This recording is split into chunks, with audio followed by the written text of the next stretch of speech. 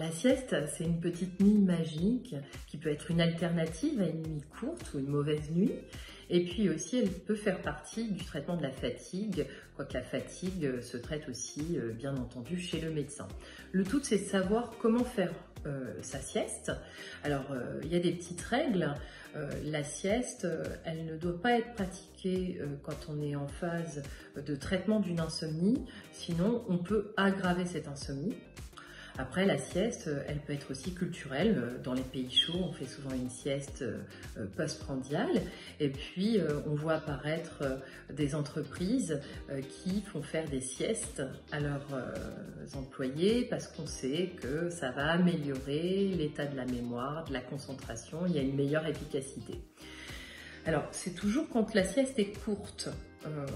Il faut penser à la faire moins de 10 minutes, en tout cas moins de 20 minutes, plutôt après le déjeuner, à un moment où l'adrénaline redescend puisqu'on se sera alimenté, dans un endroit évidemment où on se sent bien, qui est calme.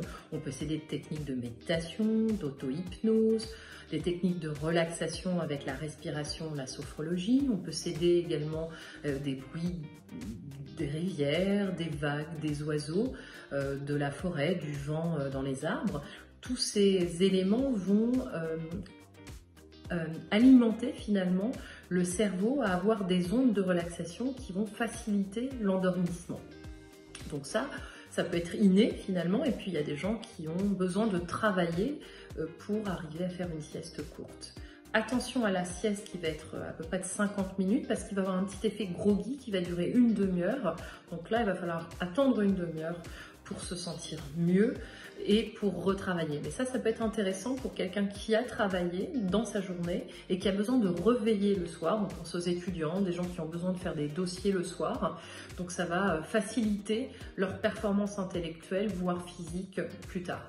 Après, vous avez des siestes très très longues, comme des siestes d'1 heure, voire 1h30, 90 minutes. Donc qui vont être en fait une nuit complète, donc qui va être tout à fait intéressante pour les gens qui travaillent finalement la nuit. Donc on pense actuellement aux médecins qui sont de garde, aux urgentistes, aux journalistes de nuit également, les boulangers pâtissiers qui doivent se lever en pleine nuit, on a également les policiers, les agents de sécurité, et voilà. Donc ça va remplacer une nuit. Donc en gros, une bonne sieste va vous permettre de booster votre concentration, de vaincre votre anxiété, d'améliorer votre état de stress.